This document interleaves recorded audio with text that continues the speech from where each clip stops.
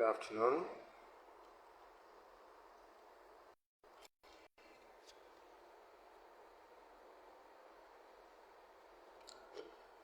Good afternoon, unusual Maris. Good afternoon to you.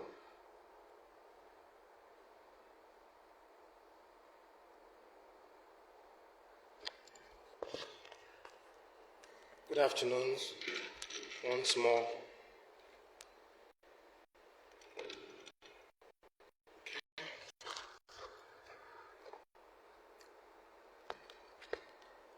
Good afternoon, Doctor. If you can hear me, can you please drop a comment?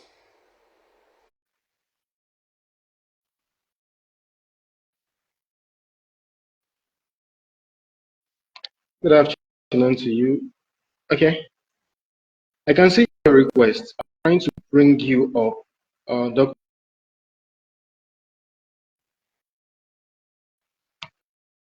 Okay.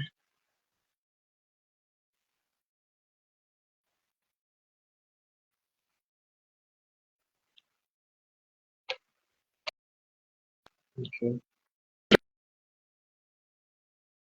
Let me try from my end.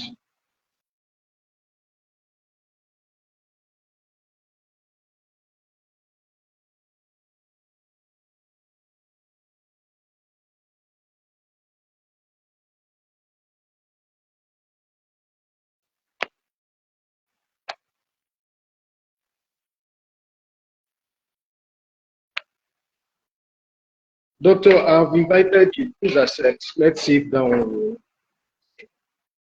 Okay. Good afternoon. Wonderful. Yes.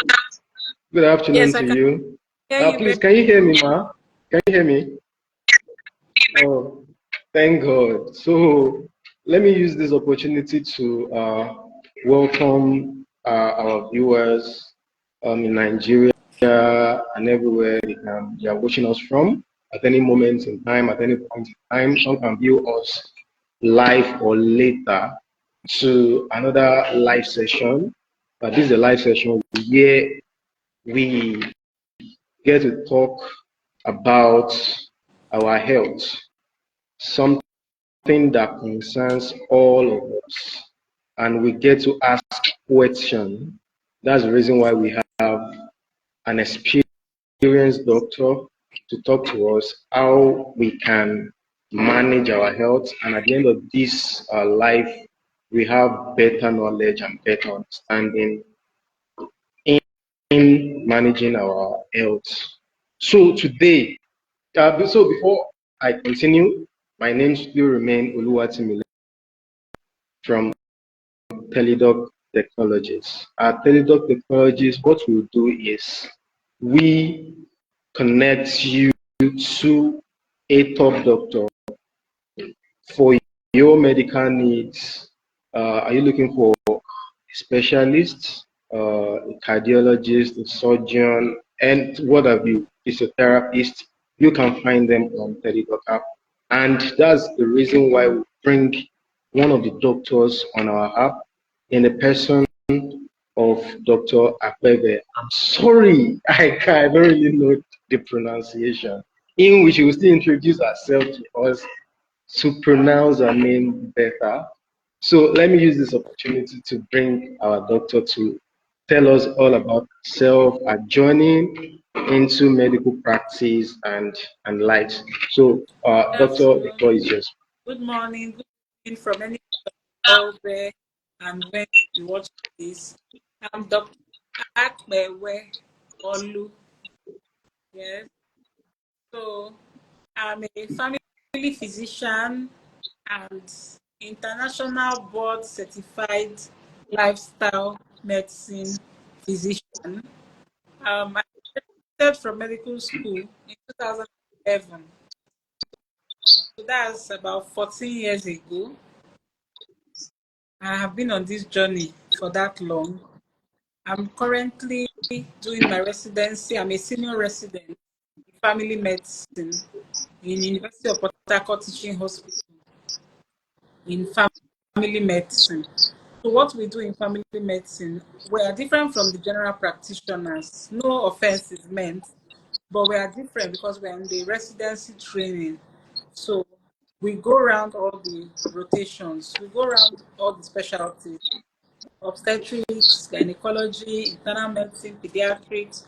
We go around, spend time with them, manage patients with them, and come back to our departments. And we see patients from, so we usually say we see patients from cradle to grave, meaning every patient, both genders, any age, irrespective of disease.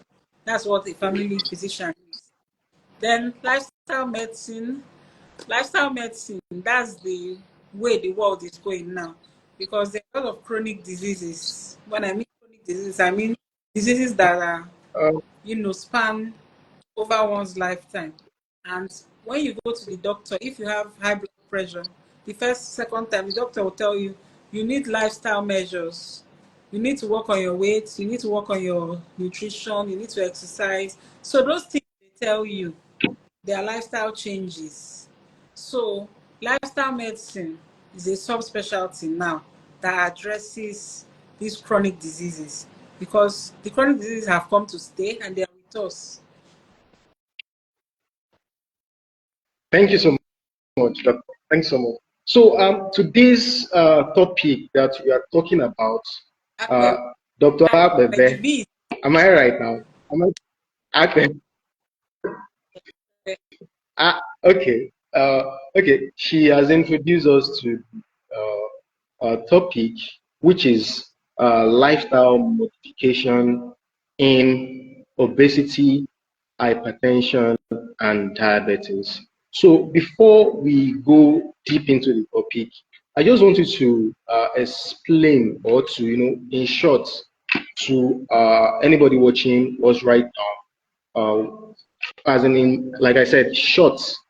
What is, when somebody have when somebody is obese, when somebody is hypertensive, and when somebody is have diabetes, so that we can now go deep into the okay. topic we have for today. So Thank you. obesity is really diagnosed both by medical and non-medical persons. When you see somebody that is obese, you will most likely know because they have extra fats in their body.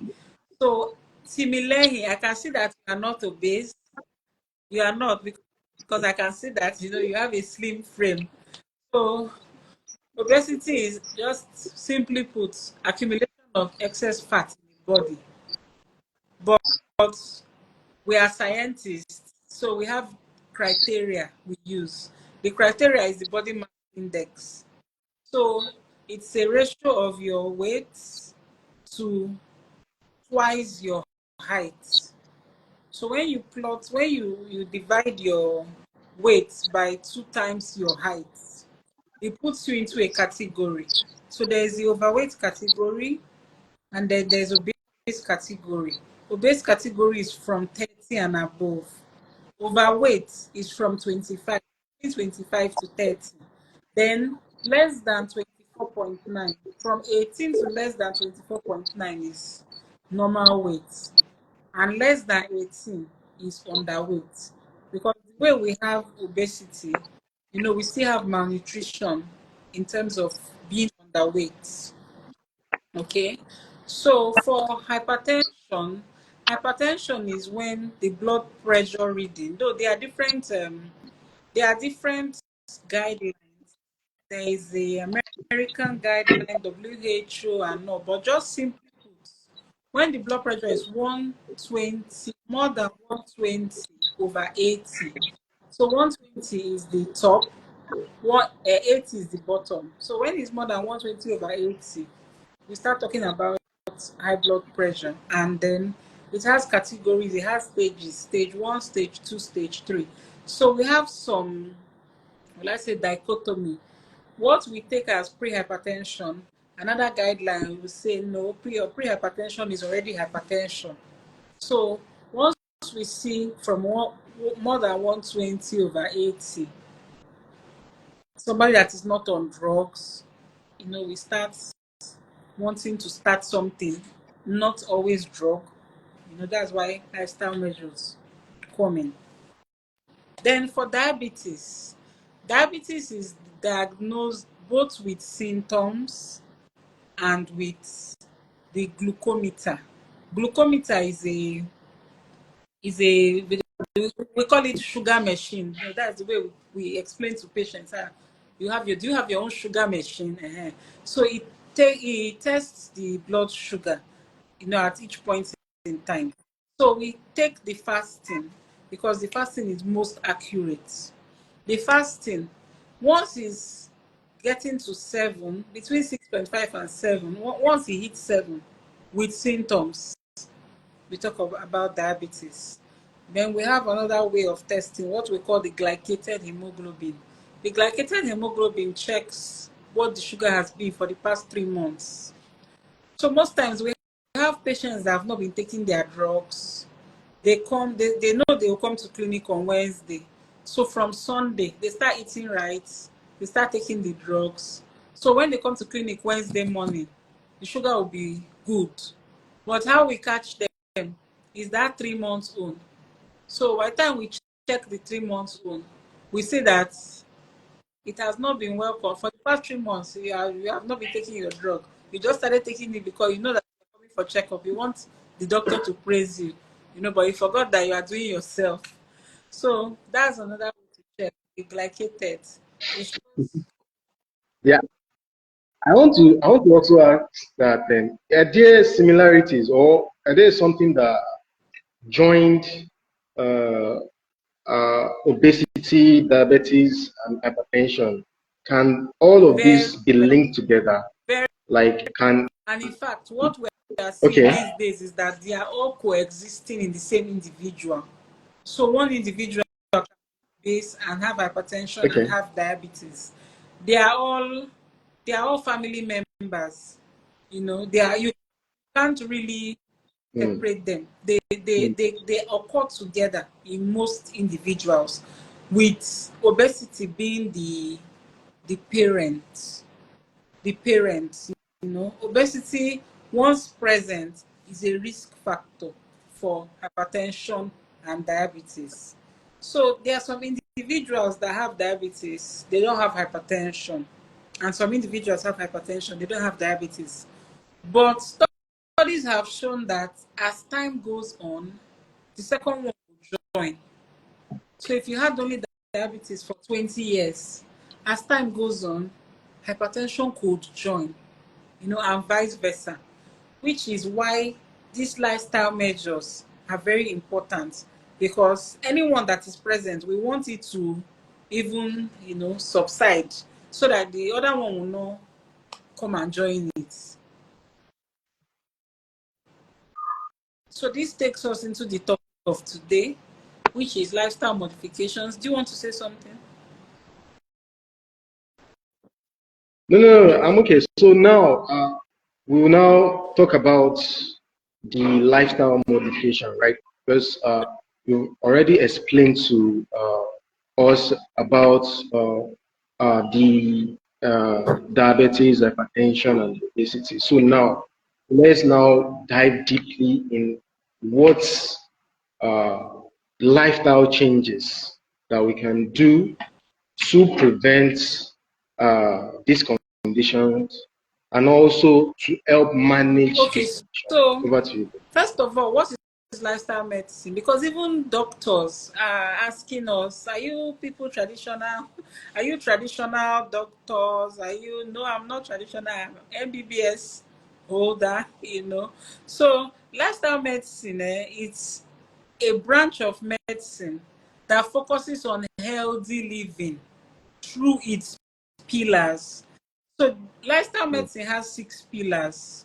The pillars include healthy nutrition, exercise, physical activity, stress management, restorative sleep. That restorative sleep is, you know, sleep that is refreshing, social connections, and then avoidance of risky substances or stopping to smoke. So these are lifestyle medicine pillars. So we are now going to take obesity, with the pillars. Let's know the lifestyle modifications that can be made in patients that have obesity. So I would just like to go in 1 minute or two into statistics, worldwide statistics. There are over 1 in 8 people are living with obesity. That means the likelihood of, if you work, one in Wow. eight, yes, 1 in 80. worldwide statistics. Yes, 1 in 8. 1 in 8. So if you work of where you are now, Wow. there's a likelihood that you pass somebody that is obese on the streets.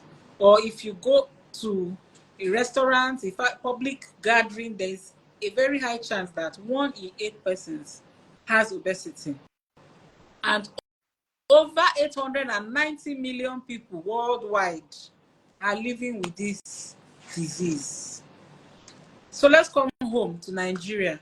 In Nigeria, 2020, they did a research and they found out that 12 million people in Nigeria are living with obesity.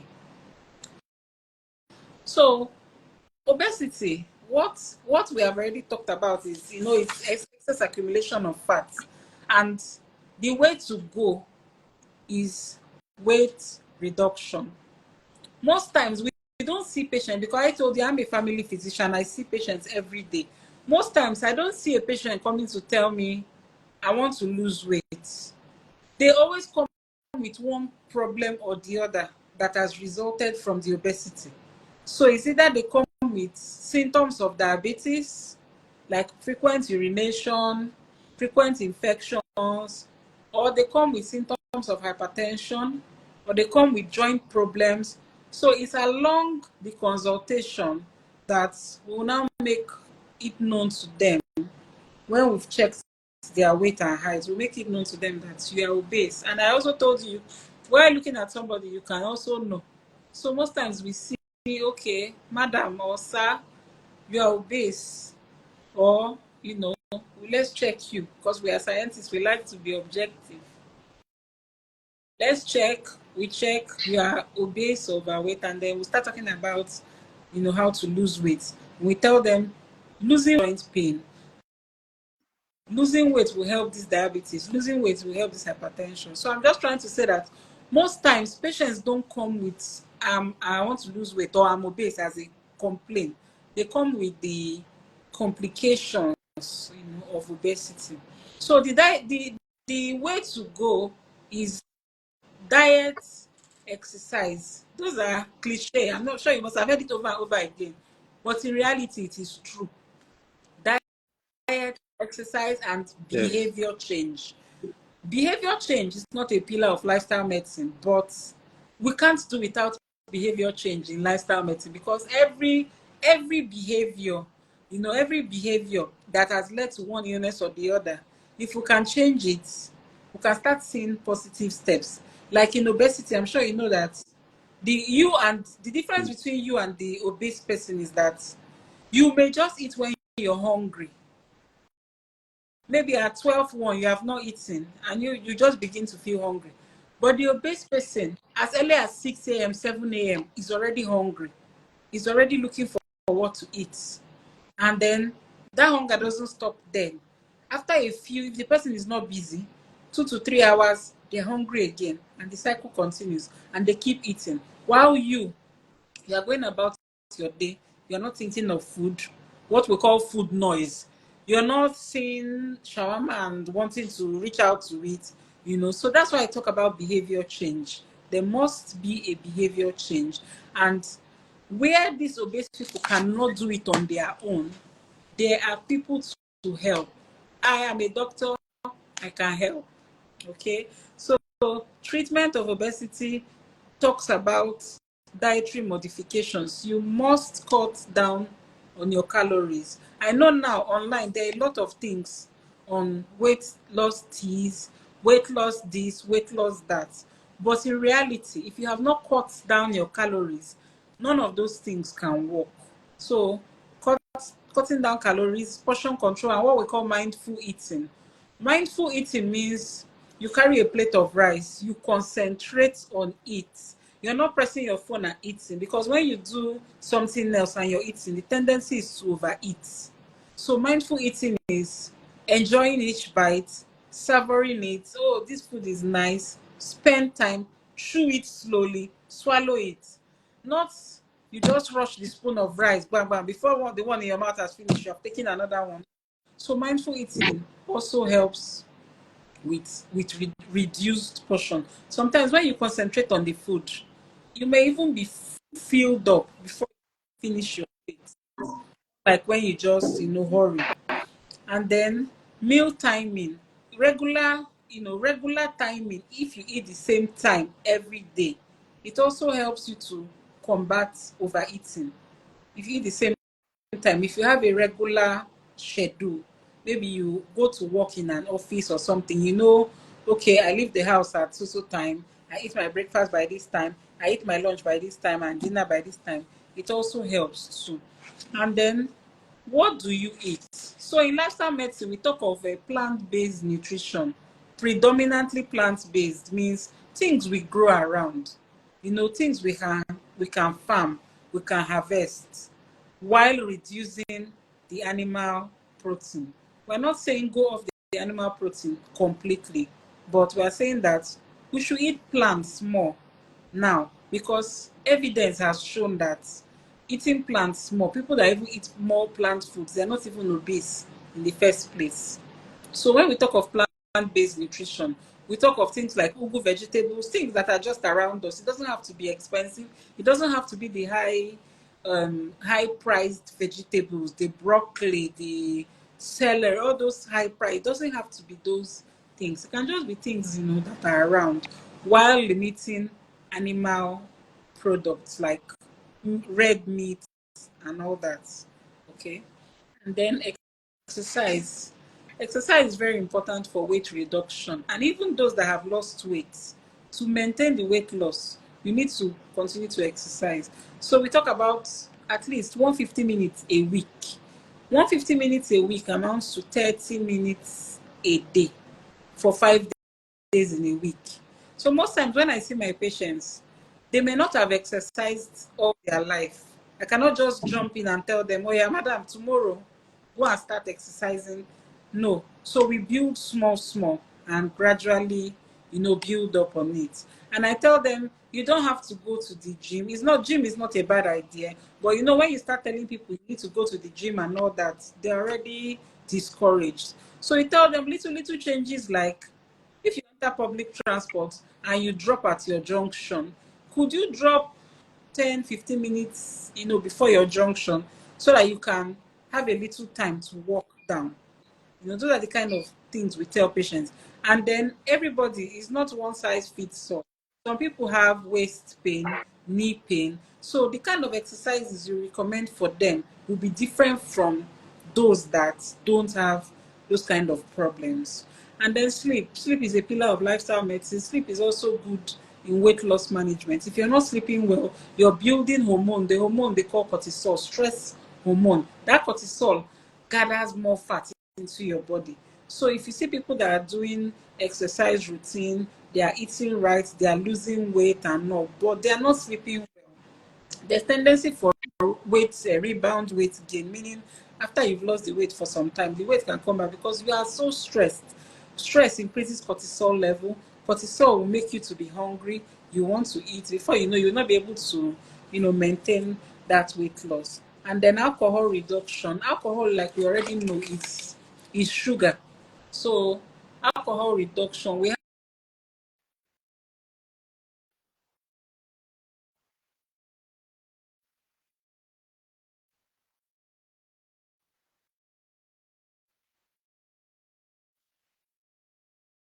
I think that's network.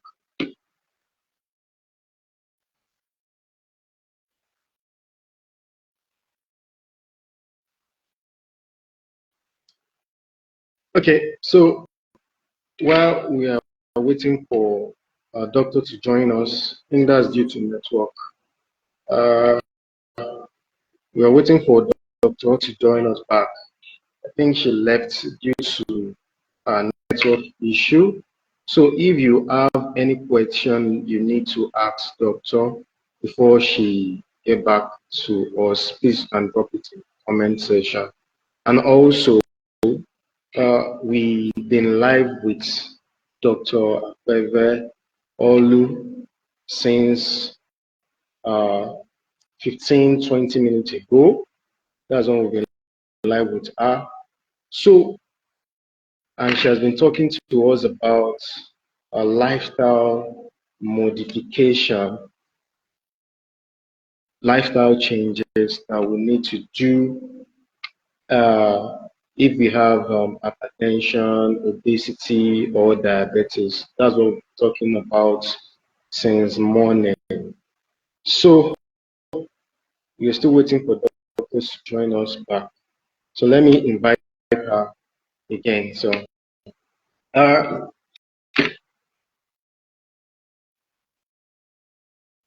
okay.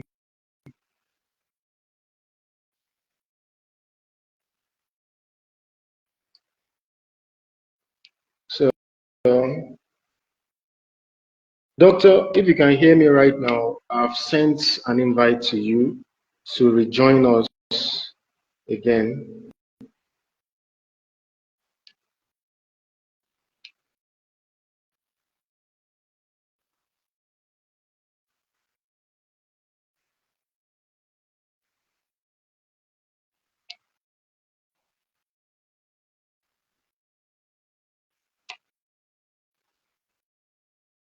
Dr. Olu, please try to um, rejoin this live.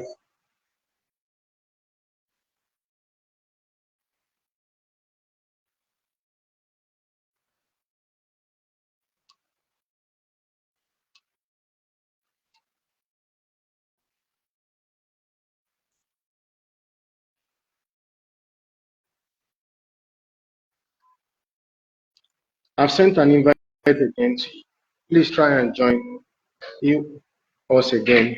So while we are waiting for our doctors to join us, so she has been talking to us about lifestyle modification. Lifestyle modification, that's what we're talking about. Something we need to do to change the weights. She said about uh, exercise, talk about trying to, food or portion control, all those things that we need to do to ensure we live healthy. So, so that's what she's been talking to us about. Doctor, please try and just close your Instagram Oh, and try sorry. and join back. Yeah, I don't know what Okay, happened. I she's was back. still talking. I was still talking. She's back. I didn't know that Yeah. I had been locked out. I don't know what happened. I was So still what talking. happened? I think it's the network. Welcome to Nigeria. So you can continue, ma.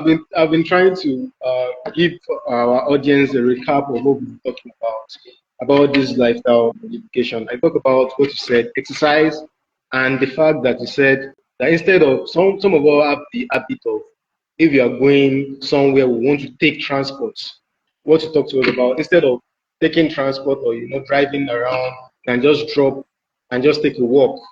So just to that will help us, to become more healthier. And we also talk about food, being disciplined about what to eat. We talk about some people, if they want to eat something right now, they like watching, doing something, instead of them to say, okay, this kind of portion I want to eat and concentrating on that and just finish. So I will leave our doctor to just continue So here. now, once Thank we you. talk about diabetes, diabetes is like the elephant in Okay. the room. Now we cannot ignore it. It has come to stay. It's living with us. It's found now in younger people. Before, when we were growing up, diabetes was found among the elderly. Now it's not that way again, and it's because of our lifestyle. The way we live now. That's what is drawing diabetes to us. So like I would like to go into statistics. The prevalence of diabetes, prevalence means new cases being diagnosed. The prevalence of diabetes in Nigeria, like global prevalence, 830 million people, 830 million people worldwide are living with diabetes, and in Nigeria, 24 million Nigerians. Those are the ones that have gone to hospital. 24 million Nigerians now are living with diabetes. Those are the ones that have gone for checkup. Some will be at home. Some will be at home and they are sick, but they've never checked. So the statistics does not even cover those people. So I'm just trying to buttress the fact that diabetes has come to stay with us and we have to combat it as best as we can. So how can we do that? Lifestyle modifications. Most times when patients come to the hospital and they are diabetic, the first, maybe their first time of knowing they are diabetic, we usually encourage lifestyle modifications first before we go to drug treatment. But that also depends on the level of their blood sugar. So we have different levels. If the level is what the glucose monitor cannot detect, it calls it unrecordably high. That's not the kind of person that will go and tell to start lifestyle. That one will start drug treatment. So the treatment is individualized for people. But in normal scenario, a patient comes with diabetes. The first thing we talk to them about is lifestyle modification. And lifestyle modification for diabetes, a very important part is the dietary management. And it may shock you to know that worldwide, diet in diabetes is a problem. So you might think maybe because it's Nigeria, we are a developing country. No, even in America, food is a problem with diabetes. In South Africa, everywhere in the world, food is a problem because, that diabetes, when you think of diabetes, you think of sugar, you think of carbohydrates. Oh, they shouldn't eat carbohydrates. Oh, they shouldn't have this, they shouldn't have that. I'm sure at least you must know one person or the other that has diabetes as a challenge, and food is always a problem. So what we try to talk about with food in diabetics is concentrate on complex carbohydrates. Complex carbohydrates are things like the unripe plantain, the beans. Complex means that the body will take time to break them down to become sugar that we can use. Unlike the refined sugars, like the processed foods, the soft drinks, meat pies, all those sugary stuff that are processed, those ones, immediately you eat it, the sugar is already released into the body. So once the sugar is released into the body, insulin will drive it back into the cells. And before you know, the person is hungry again. But the complex carbohydrates will take time, break down the sugar, be releasing the sugar in small, small bouts, and as energy. And that person's sugar will be more controlled than the one that eats the processed foods. So things like white rice. In fact, I always tell my patients anything that is white has sugar. White rice, white bread, spaghetti, You white said anything that is sugar. white has Yes. sugar. Anything. Anything that is white has sugar. So it's now how to address it. Before, we used to tell diabetics not to eat rice, eba, those things. We used to tell them no. But we need sustainable treatment. If you tell the diabetic patients don't eat rice, gari, yam, and they ask you what can we eat, because we know that's what we have around us. So what we tell them now is the portion and what you're eating it with. So you're eating it with things like vegetables that have fiber, that would slow down the absorption of those carbohydrates. Some things are a no-go area at all, like the refined sugars, even white bread. But things like yam, that we plant, you know. Even plantain that diabetics eat all the time, it has sugar. But like I said, it's complex sugar. So it's not broken down immediately. Instead, it's released small, small, in which the person will be able to use it up, as energy, and then it doesn't make the blood sugars to spike. So another thing with diabetics is regular, frequent meals. If a diabetic is taking medication, they are more hungrier than a normal person because the medication is to bring down the sugar. So they have to eat regular meals, and so on and so forth. Limit, avoid refined carbs. We have talked about it. Vegetables must be your best friend if you are living with diabetes.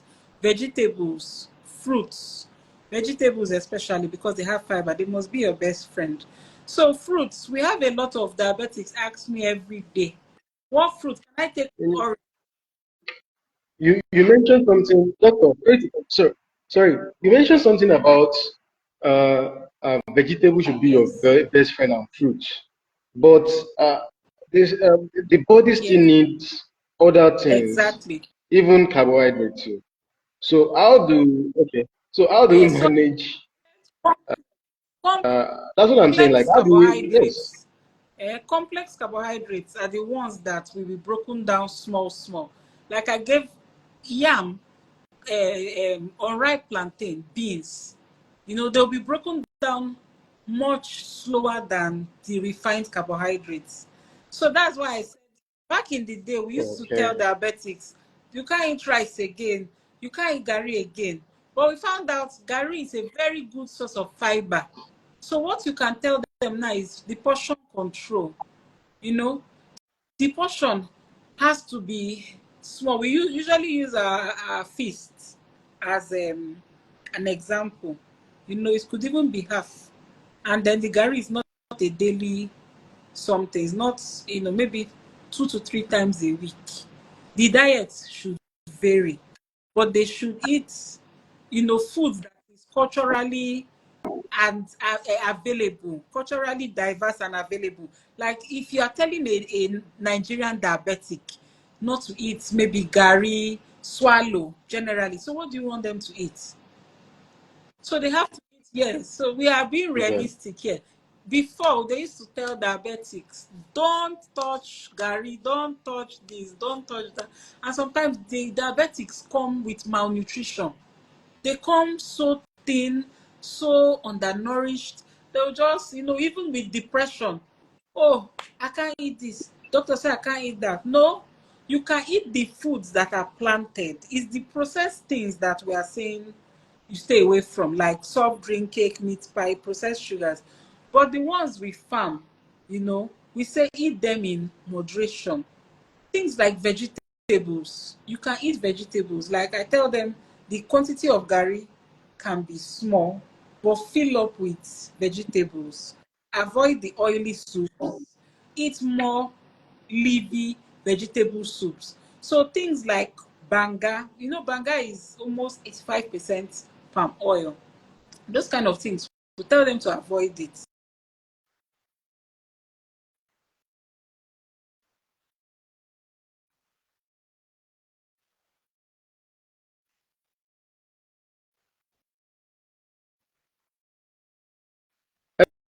Hello, doctor.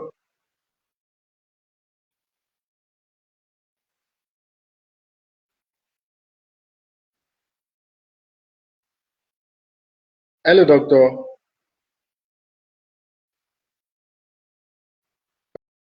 Okay. A network again.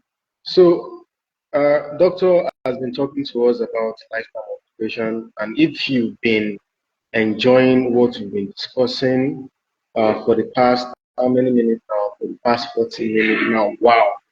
So you can see what is written on the screen. You can just go on our status. You can click the link there. That's the appointment. Just book the. It will connect you directly to our profile. It will directly to our profile on VeliDoc app. You can book our VeliDoc app, or Another way in which you can book doctor is by searching for a name on Teledoc app and just search for a name, Akpevwe.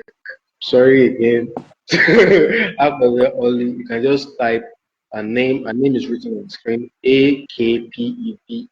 Akpevwe on Teledoc app. Just search for it, and then right there you'll be able to see a free available time slot. That's when she's free to attend to patients. So just book any of those uh, time, and it will schedule you to book an appointment with her. So she has been talking to us about how we can manage uh, hypertension, diabetes, and obesity. So now is not the good time, it's the good time, it's the best time for you to just book an appointment so that she can have a one-on-one session with you, uh, tell you what you need to do as a doctor patient, maybe to cut down your, she will speak, you would wonder, she's a doctor. She will be the one to guide you what you need to do, the kind of food you need to eat, the kind of all those lifestyle you need to change. So that's the reason why you need to book out so that you can have a scheduled, doctor-patient relationship where she will expose you to all those knowledge that will improve your healthy health life, your medical life, and your lifestyle in general. So over to you, doctor, so that I just continue Okay. from where you stop. I think I they know it's said the my network, so invitation had over to you. expired. So that's why it logged me out. Okay. Okay, okay. So let's just do this. Just give an overview so that people can know and so that I know we've taken a lot of your time. We promised 30 minutes and we'll exceed that for you. So we are sorry about it. So just give us so that we Okay. can just So we have finish. been talking Thank of you so much. lifestyle modifications in obesity, diabetes. So we have not said anything about hypertension. So I just want to throw in something quickly about hypertension. We've all So sorry, if you have any question quickly, please drop it inside the comment section so that doctor can attend to them okay. one So after we the all other. talked about hypertension. So I would just like to say something about hypertension. For lifestyle modifications with hypertension, we usually advise patients to cut down on their salt intake. That also includes seasoning cubes, the use of seasoning cubes. No brands are being mentioned, but we all know that seasoning cubes contain more salt, than almost any other ingredient. So then the green vegetables, the healthy living cuts across all chronic diseases. So the recommendations are still the same across board. You need to increase fruits and vegetable intake. You need to limit fatty foods. Okay. So palm oil is with us, but it's a very high source of saturated fats. Saturated fats are the ones that cause the arteries to be clogged up and all that. So we say use in moderation, both the palm oil, the groundnut oil, and no. Some oils are healthier than others, but we still say in general, moderation is key. So there are a lot of weight loss teas in the market.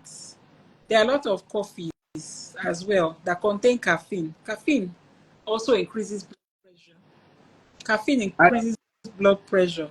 So those are some things that we may want to look at, in order to limit their intake. And then what else? Fried foods. So we said we should choose healthier cooking options like boiling, steaming, than frying. So those are the ones that are more, when I say hypertensive and I'm canceling them, apart from canceling them on the foods, I also cancel them on the methods, of cooking. The healthier methods are better. I'm sure we know that roasting sounds healthy, but it may not be, because a lot of stomach cancers, have been linked to roasted foods. So it may be something that we may need to look at, reduce reduce the frequency of how we consume these foods.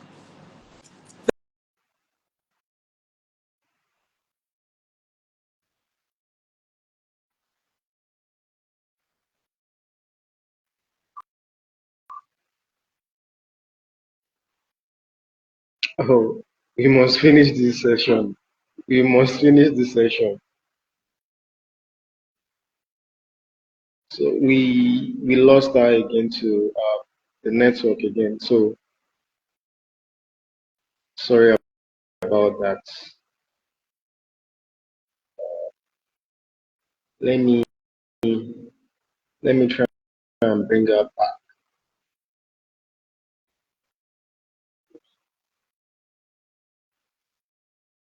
Okay. Dr. Orlu talked about hypertension, diabetes, obesity. Now she's talking about hypertension. One of the things she mentioned about is uh, the salt intake. You have to go down on the salt intake, and also she mentioned something about the Maggi intake too, and also cut down on fried food. Sorry, what's Okay, going Yes, I'm yeah, back. we're back. Yeah, back. Okay, So I yes. was talking about sweet fruits in diabetics because they always ask me, can I eat pineapple? Can I eat?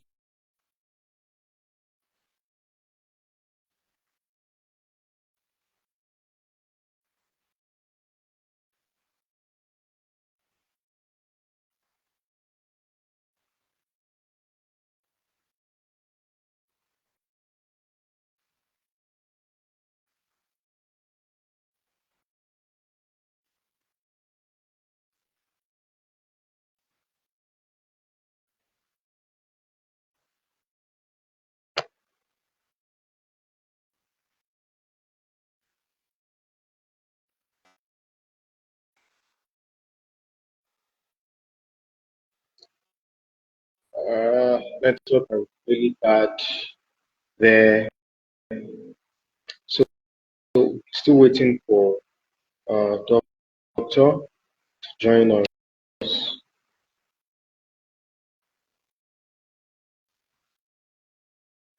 Moment. Okay, I'm back now. Okay. I don't know what's happening today. This is my first time going live. I've not gone live. Uh, it, it's understandable. It can be like that sometimes. And besides, you know how these network providers. So Okay, so without further ado, for continue.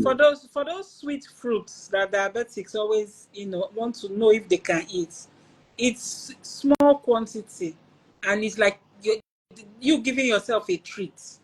It's not a regular.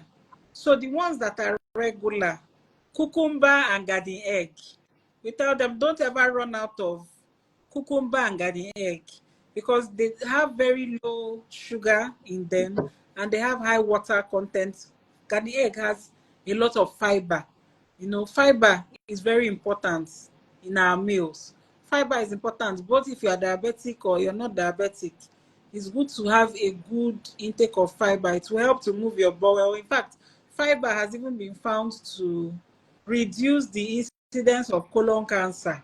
People that took more fiber, when compared to those that took little fiber intake, they found out that those that had more fiber had lower incidences of colon cancer.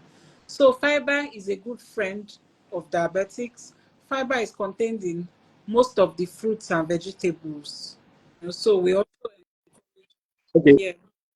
yeah. Doctor, so diabetes and obesity, they are tied to, they are really tied to what we eat, and let's say hypertension is tied to maybe how we manage our lifestyle. Because you talk about not taking fried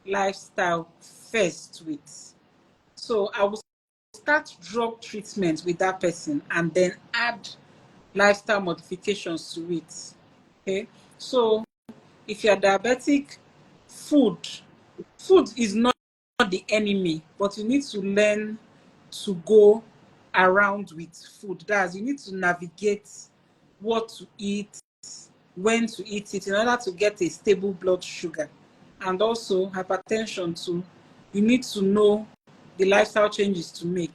People that still smoke, smoking affects diabetes and hypertension as well. So those are the kind of things we need to stop. Smoking cessation, alcohol reduction, good sleep. We're talking of at least 6 hours sleep. Some people think that if you don't sleep enough, it means you're strong and, but studies have shown that poor sleep, people that don't sleep, enough, have diabetes, have hypertension, and obesity as well. So poor sleep is a common denominator to all these diseases. We need to optimize our sleep. We need to avoid stress.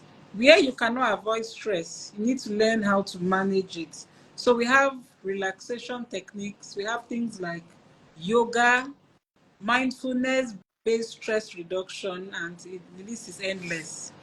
Then maintaining social connections, what we call social connectedness. Mm. No man should be an island. You should be able to have who you can call and talk to, even if it's not on the phone, even if it's somebody you see physically. You should be able to communicate your problems. You know how they say a problem shared is already half solved. So you need to maintain those kind of social connections that make you happy. When you're happy, there are feel good hormones, endorphins, that are released. Those hormones can even lower your blood pressure. So we need to maintain social connectedness. Positive psychology. Positive psychology means not thinking the worst of every situation, coming to terms with reality, but also trying to make the best, out of every situation, trying to have a positive outlook on life, positive mindset, and all that. So these are the pillars of lifestyle medicine that I've just tried to summarize: diet, exercise, sleep, social connection, stress management, and there are six. Each of these illnesses can be managed along these lines. I know diet and exercise, especially diet, seems to take up the whole space, which is true because we need to eat to live.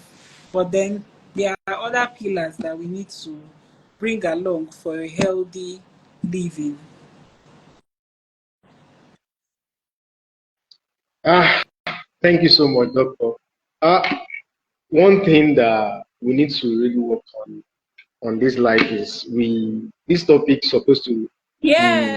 be for let's say 2 hours because I think we match those mighty we match obesity, we match hypertension, we match diabetes together. So we are trying to collapse all those into these minutes we have. And if you don't mind, Doctor, we want to still bring you next time, maybe one when we are having one of our sessions, one of our webinars to talk to our audience more about these lifestyle changes, if you don't mind. I'll So that will be later. come. Okay, now, so because this particular minute is not enough to really talk and expatiate about this topic, this issue that most people have imagined. You talk about 1 in every 8 individuals is obese. So majority of people we have they living with those kind of conditions. So thank you, doctors, for joining us today. Really appreciate you from me and everyone at Teledoc. Thank you for joining us for today's live. Thank you so much. We really appreciate your time and the knowledge that you shared with us, and to our audience at home, everywhere you are, anywhere you are in the world that you're watching us. Thank you for joining us for today's live session. Till we see you once again, don't forget we are live with Dr. Orlu, and as you can see from on your screen, you can see that if you want to book her, you have been listening things, and you want to book Dr. Orlu, just go on Teledoc app and download the Play Store or Apple App Store. Just search for her name, Akpevwe, Akpevwe, or you just search it. You will see our available time slots. Book our available time slot. You can consult with her right there. Thank you once again for joining us. Till we meet again, same time on Thursday and Tuesday. Just when we are live, we will communicate to you. Thank So thank you so you, much. Bye bye. Mehi. Bye bye, ma. Thank you, Tele. All right. Thank you so All much. right.